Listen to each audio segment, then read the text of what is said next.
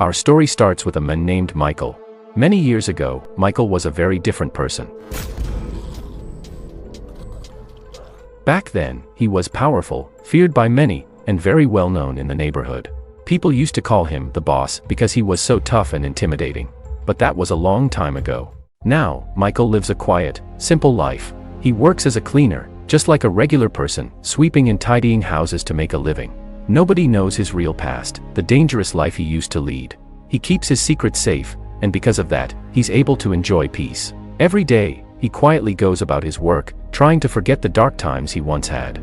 But deep inside, he still remembers his past life, the hurt, the pain, and the loss of someone very special, his daughter, Mala. Years ago, Mala passed away suddenly, and it shattered Michael's world. He blamed himself for her death, feeling responsible every single day. Because of this, he decided to leave his old life behind. He separated from his wife and chose to live alone, far away from the chaos. His life now is simple but lonely. In this neighborhood, there's a girl named Bianca. She's kind, friendly, and looks just like Mala, his lost daughter. Seeing her makes Michael feel a strange mix of happiness and sadness. He treats Bianca like his own daughter, helping her with little things like bringing her food before she goes to school or sometimes even taking her there in his car. These small acts of kindness make Michael happy because, in his heart, he feels like he's protecting someone precious, just like he wished he could have protected Mala. Every morning, Michael questions himself about Mala's death. Sometimes, he cries alone in his small home, haunted by memories. It's been 2 years since Mala passed away, yet her loss still weighs heavily on him. It's a quiet, sad part of his life that he can't seem to forget. Meanwhile, in the same neighborhood, there's another man named Michael, but this Michael is very different. He's a well-known gangster, a tough guy who deals drugs and rules the streets with fear. Everyone respects him, but they also stay cautious around him.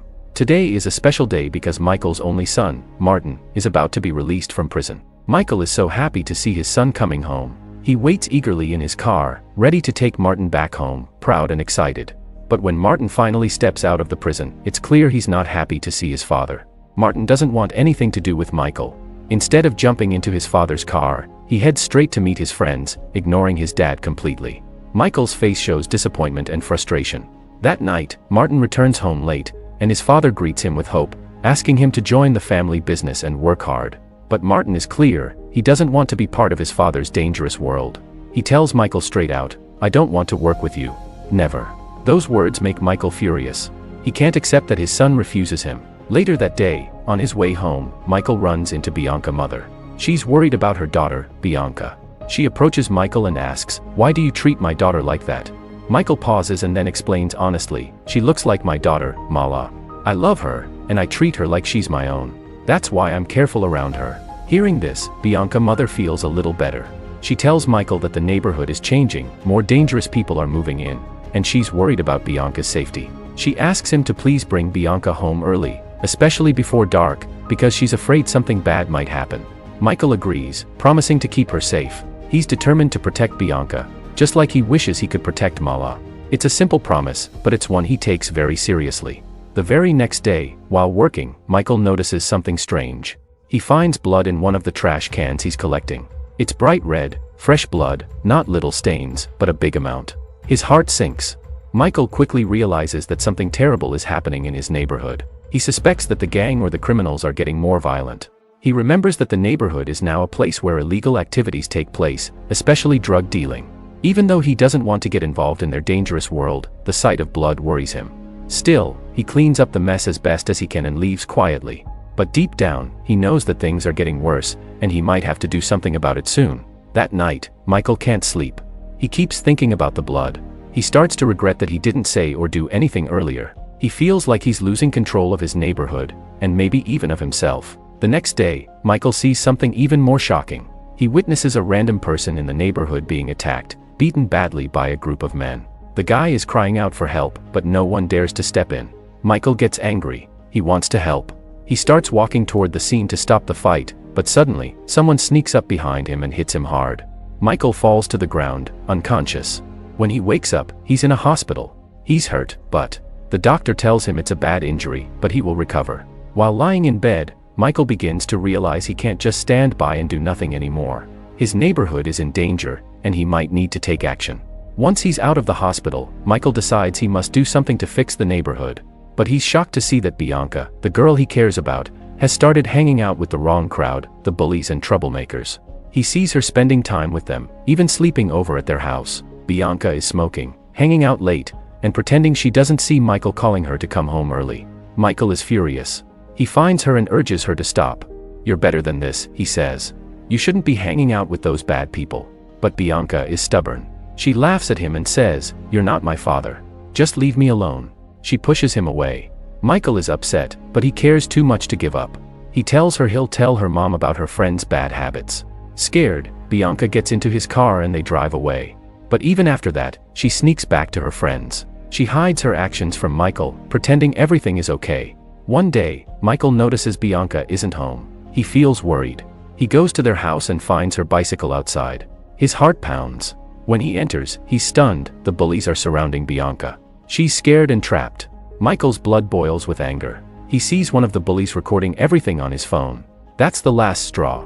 Without hesitation, Michael grabs a big axe and rushes into the house. He fights the bullies fiercely, hitting them all and hurting them badly. He drags Bianca out of the house and gets her to safety. But just as he's about to leave, he notices the phone recording everything, the terrible fight, the bullying. Suddenly, Michael learns that one of the bullies is actually Martin's son. This makes everything even more complicated. The next day, Michael hears that Martin's son has been badly hurt, beaten up so badly he can't even walk. He immediately calls the police to investigate. They find the recordings on the bully's phone, and it clearly shows that Colleen was the one who attacked them. This makes Michael furious. Colleen is not someone to forget easily. He's a dangerous man, and he's furious that Michael hurt his men. That night, Colleen gathers a lot of guns and weapons. We learn that, before this, Colleen was a notorious fighter, a tough and deadly warrior. But after losing his daughter, he decided to live quietly, trying to forget his violent past. Now, he's back to his old ways. His goal? To clean the neighborhood of all the trouble and restore his own version of peace. He wants to fight Michael and settle the score once and for all. Colleen plans a big attack. He prepares his guns, his armor, and his weapons. Then, he heads straight to Michael's house, where Michael and his guards are waiting. A huge explosion occurs, and chaos erupts. Gunfire echoes everywhere. Colleen moves like a ninja, shooting and fighting with deadly precision. He doesn't miss a shot. His armor keeps him safe as he kills everyone guarding Michael. Finally, he faces Michael face to face. Both are out of bullets now, so they fight hand to hand. The fight is brutal, punches, kicks, and strikes, until Michael's own son, Martin, appears unexpectedly. Martin, angry and hurt, pulls out a gun and shoots Colleen in the stomach. Colleen falls, wounded. But Martin's not done. Filled with rage, he shoots his own father multiple times, because he's always hated how his father treated him growing up. And just like that, Martin kills his own dad, ending his violent reign. After the fight, Martin runs away, scared and angry. The police come just after, but Colleen has already escaped. He's wounded but alive, and he manages to disappear before they catch him. Months later, life in the neighborhood is finally peaceful again. Bianca, her mother, and everyone else are playing happily outside. The streets are safe once more. No gang, no violence. The neighborhood is returning to a quiet, happy place. And in the end, we see Michael back at his job as a cleaner, just like before. He's smiling, feeling a little lighter inside. He's found a small piece of peace, even after everything that happened. The movie ends with Michael and Bianca sharing a quiet moment. They smile at each other, knowing that they've both been through a lot but are finally starting fresh. And that's the story of Clean 2022, a movie about pain, revenge, and hope. It shows us that even in the darkest times, there's a chance for a new beginning.